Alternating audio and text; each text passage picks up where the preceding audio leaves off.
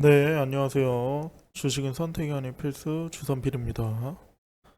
네, 6월 첫 거래일이 시작되었는데요. 저는 원래 이제 장중에 녹화 영상을 해서 업로드를 하다가 오늘 제 실수로 영상을 녹화를 못해서 이렇게 장이 끝나고 나서 이렇게 일별 실현 소니까 오늘 어떤 종목을 매매했고 어떤 종목을 이렇게 실수를 했는지 같이 복귀하는 시간을 가져보려고 이렇게 영상을 찍게 되었습니다. 자, 오늘 일단은 먼저 전 85만 원 정도 손실을 봤고요. 오늘 제 매매에 정말 만족스럽지 않은 매매였고요. 그게 왜 그러냐면 초반에 이제 저는 원칙이 초반에 많은 테마나 많은 개별 종목 장 전부터 그런 게 예상되고 예상 체결 등락률 사이를 봤을 때 여러 테마나 여러 개별 종목이 보이게 되면은 매매를 장 초반에 거의 안 합니다. 네, 원칙상 그래야 되는데 오늘 시장도 그것과 동일하게 뭐 원전 그리고 개별주들도 굉장히 많았고요. 그 다음에 그 네이버 웹툰 미국 상장 그리고 화장품주 그리고 반도체 관련주와 함께 많은 종목들 많은 테마들이 초반부터 올랐는데요. 아 그리고 어, 상하이 운임 지수 이쪽 관련주, 해운 관련주도 좀 올라왔었고 그러다 보니까 돈이 굉장히 많이 분산되는 시장이었습니다. 장 초반에.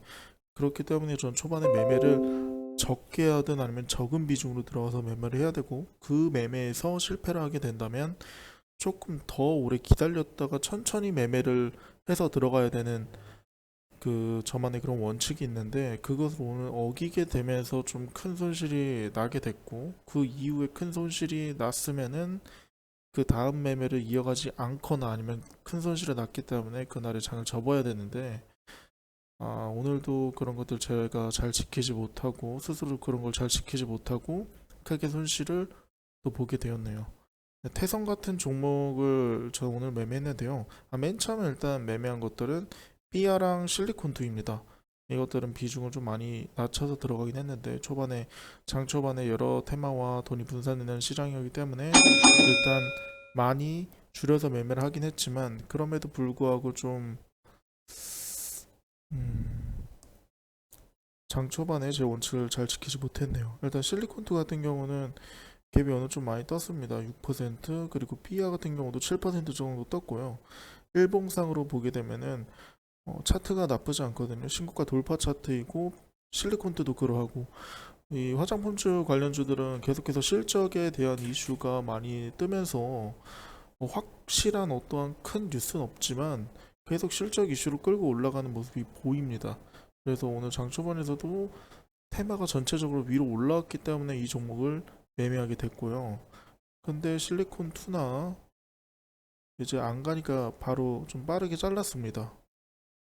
피아 같은 경우도 초반에는 이렇게 좀 잘랐고요. 한 2% 정도 손절한 것 같아요, 여기에서. 근데 그 다음에 들어간 여기에서가 문제가 된 거고, 왜냐면 피아는 2만 원이라는 라운드 피겨에서 엄청나게 크게 저항을 받거든요.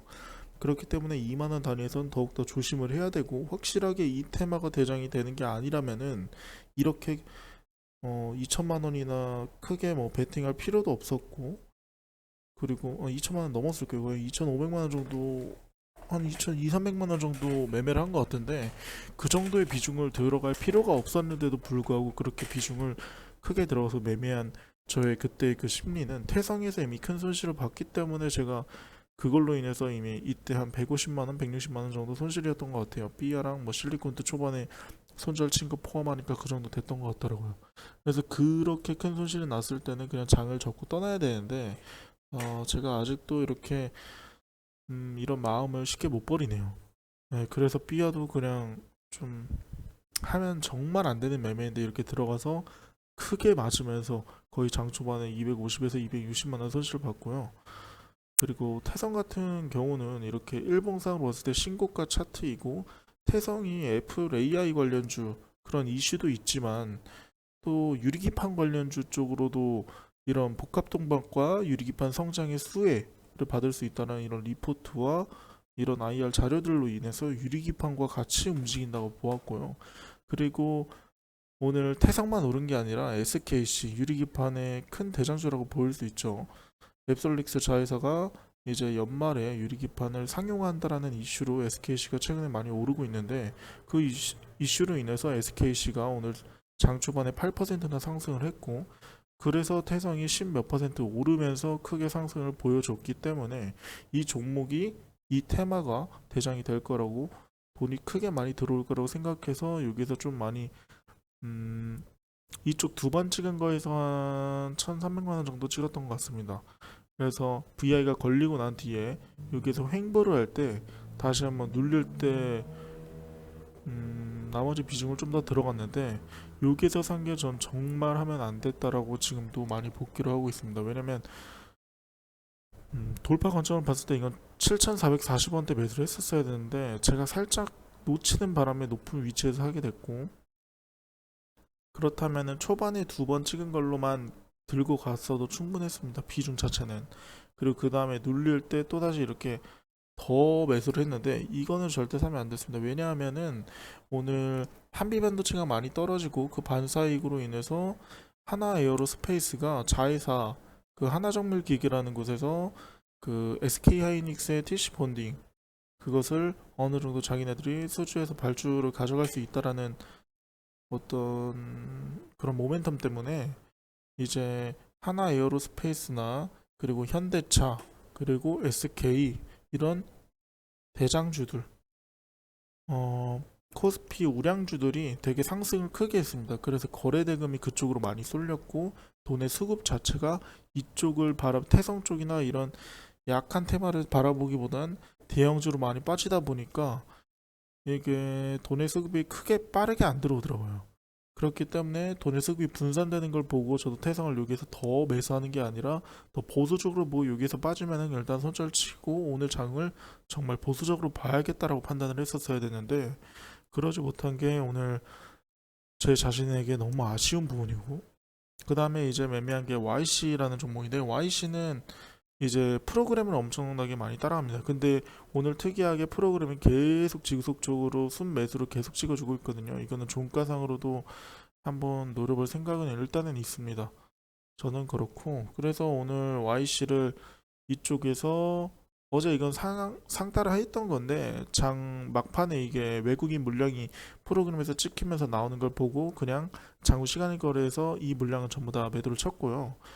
그 다음에 여기에서 다시 매수를 하고 이 정도 크게 좀 수익이 나긴 했었는데 이걸 좀 더 프로그램 매수세가 계속 들어오는 걸 보고 좀 더 홀딩 해야겠다 싶어서 계속 일단 홀딩을 했었는데 이때 이 시간대에 판 이유는 바로 우리 윤 대통령님이 그 석유 그리고 천연가스를 이제 발견을 했다 이런 이슈를 공식적으로 발표를 하게 되면서 오늘 한국석유, 흥국석유 그리고 뭐 파이프 관련주들 그리고 해운 관련주들과 천연가스 관련주들까지 이때 이 시간대에 엄청나게 큰 상승을 했습니다.